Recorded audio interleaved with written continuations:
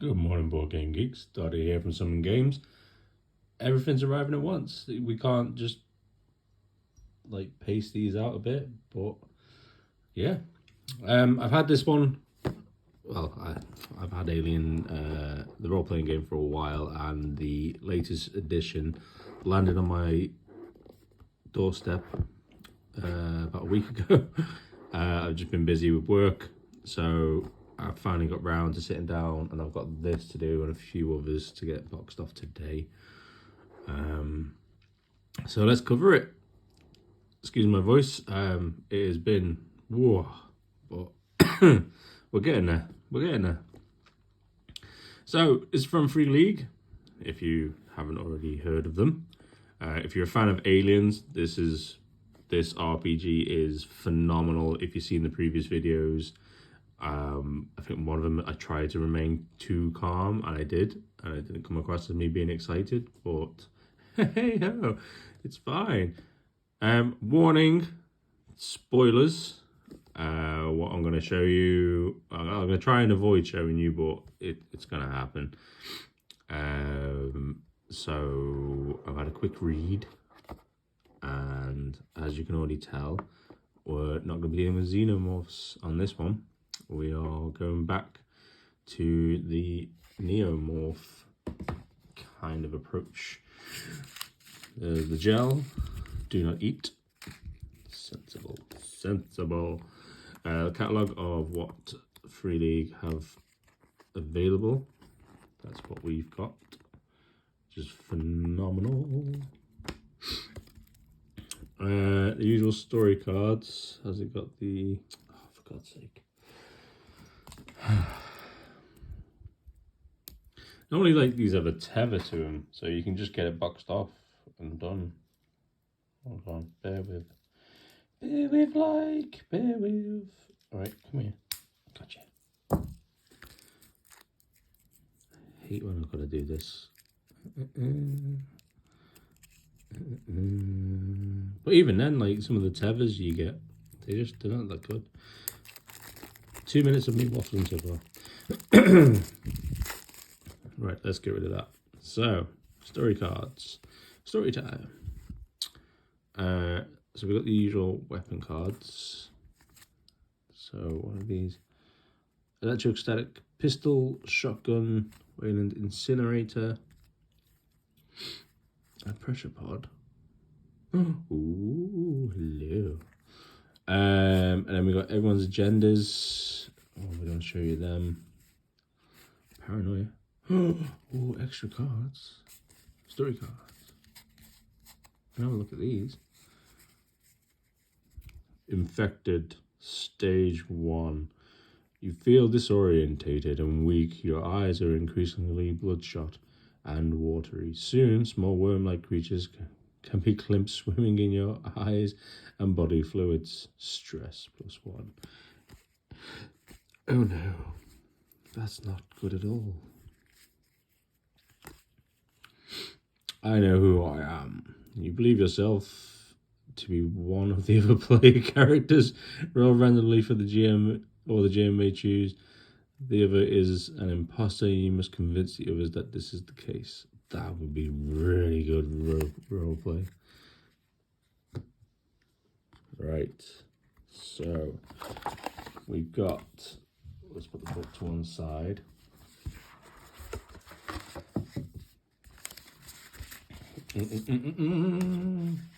What are you? Oh, maps.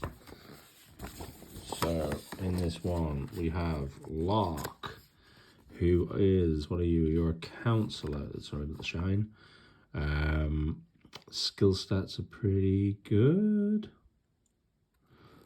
Once per term, you may use the command skill to reduce the stress level of another character within short range. For each success you roll, their stress level is reduced by 1 extra step, in addition to the default 1 step. Ooh, you cannot use this talent on yourself. You calm everyone down, but you slowly go insane. Don't you fall off the table. Ijiri. Excuse me. What are you? Con presence. Oh, he's a company agent. Ah, okay. I was like, excuse me. His stats weren't making sense, but his wits are off the charts. So obviously his wits and empathy are going to be high because he is all talk and no bluster. 64 as well. Biochemical engineer. So his is in agility, wits, and empathy. You can analyze. Not bad, not bad. Navari, his name is. Sajad. You get a +2 modification to close combat if you sacrifice your fast action. Ooh, that's good.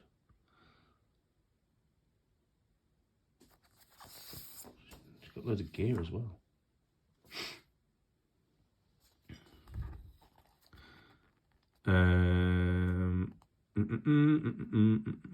What are you? Introvert. +2 mobility rolls in 0G. That's really good. Introvert. Oh, pretty average. Oh, that's a Drabikowski.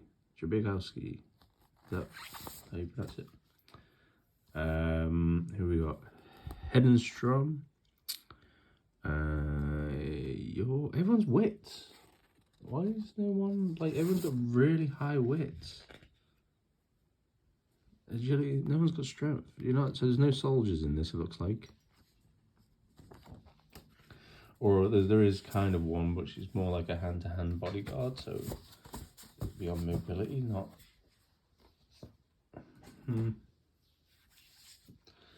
Strength.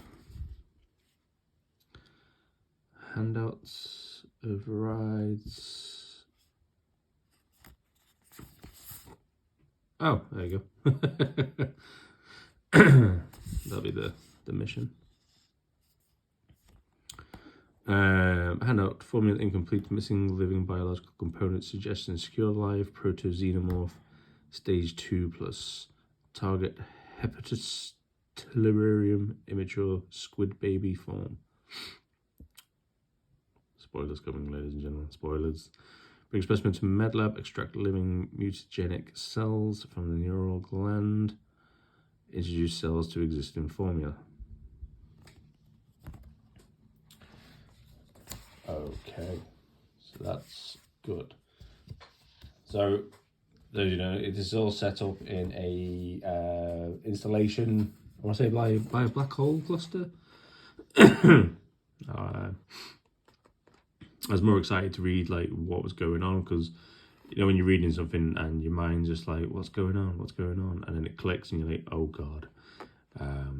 So that's where we were. So this is the Chiron.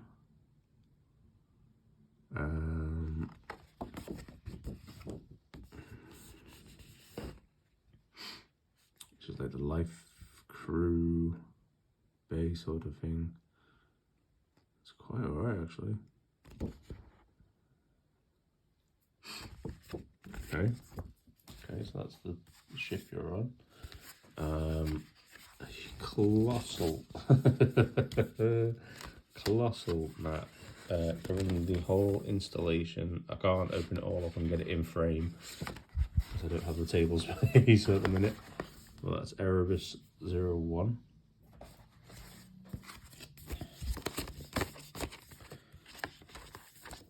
Erebus 01. Let's put, what am I doing? Put the book in. Back away. Right, to the book, the mission itself. Okay, so, oh yeah, and there's a cat, if you didn't know. So not only do you have the characters from Chiron, you've also got the non-player characters. So we've got Grey, Webb, the cat, Hobbs, Stikes, Crash. Looks like prisoners. Oh yeah, prisoners. And Fluger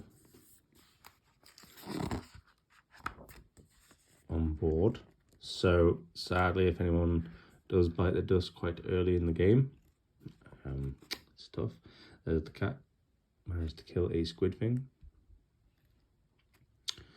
Trying to find the beginning.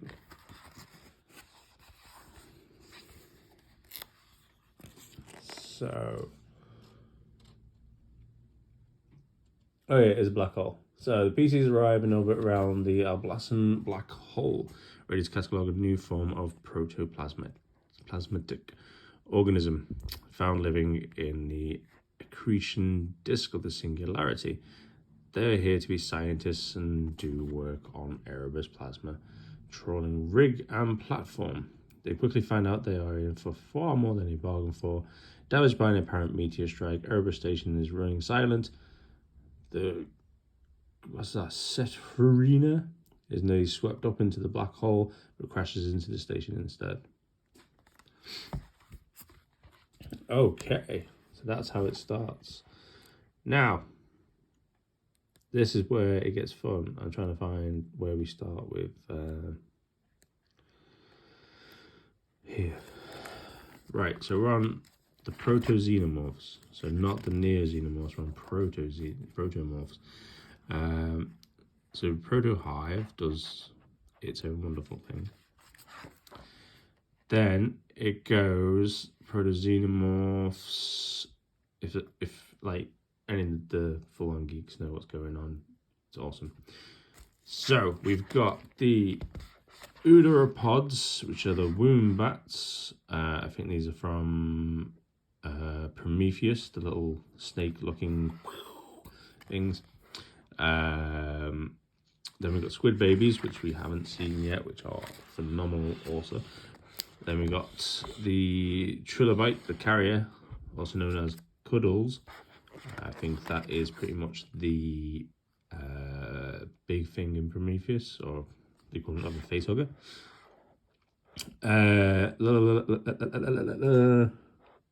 The deacon, which is the final result of Prometheus. So spoilers coming up, ladies and gentlemen. Right, then that's just the basics. It goes into the others, and this is the spoiler, ladies and gentlemen, spoiler. The tainted. Right, so we're going back to still Prometheus, where people are infected. The mutated. Still Prometheus, people who are infected. And then the perfected. And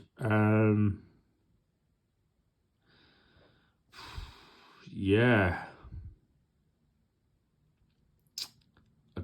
words can't explain to me how happy I am that this got thrown into an actual RPG, and that's all I'm going to show you on it, because any of the stat lines, if you didn't catch a glimpse of it, are amazing for that creature, and its roleplay element is phenomenal.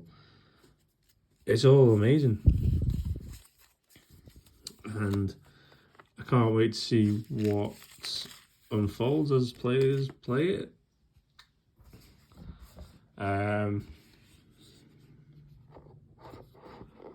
So yeah, close that. It looks beautiful. It's amazing. It's on Free League right now. There is a lot going on. You can buy the starter set if you can get the original starter set with the book and everything with it.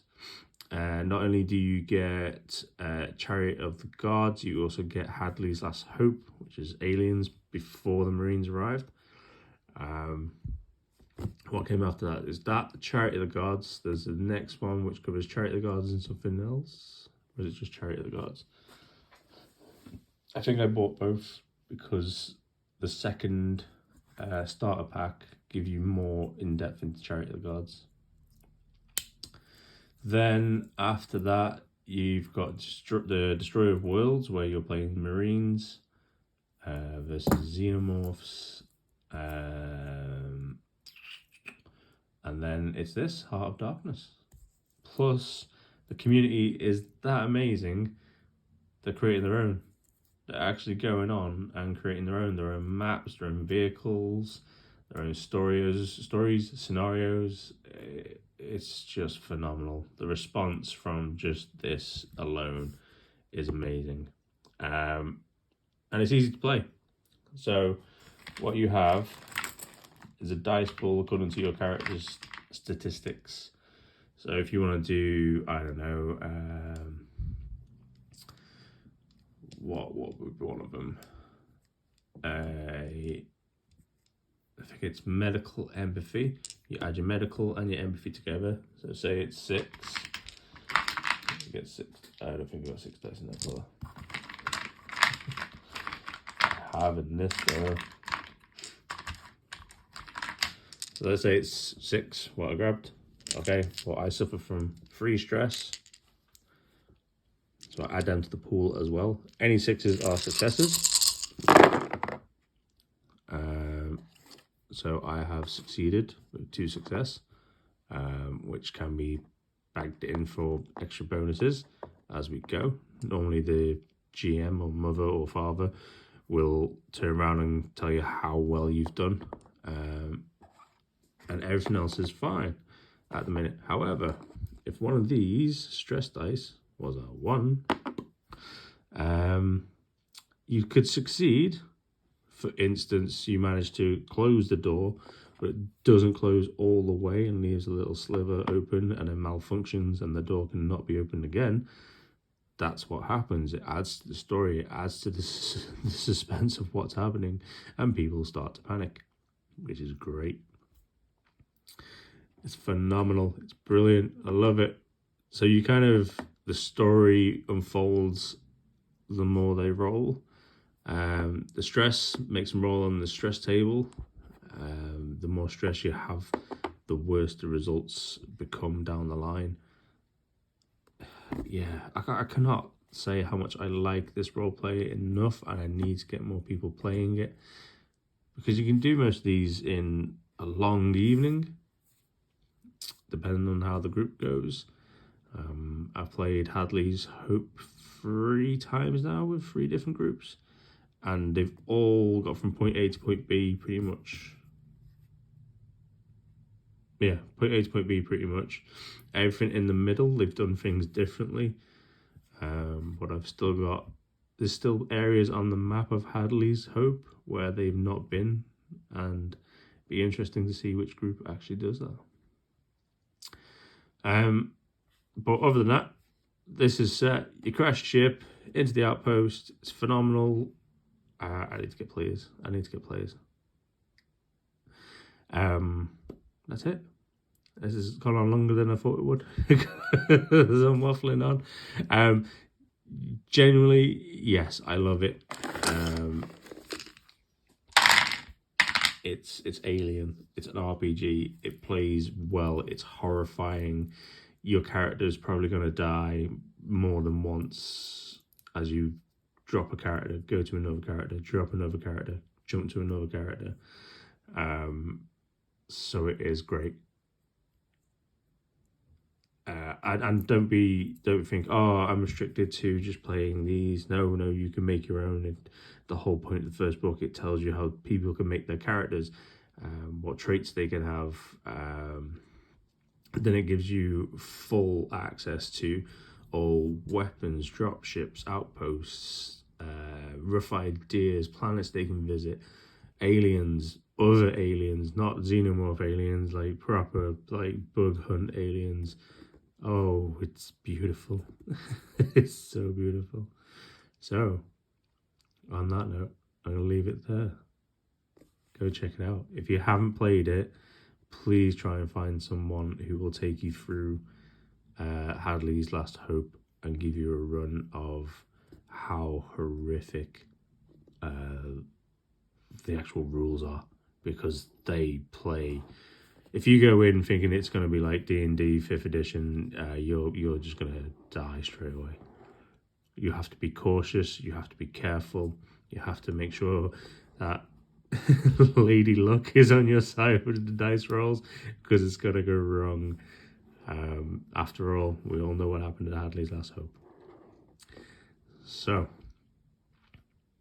take care, everyone. Come check us out. If you like what you see, hit the subscribe. It's free.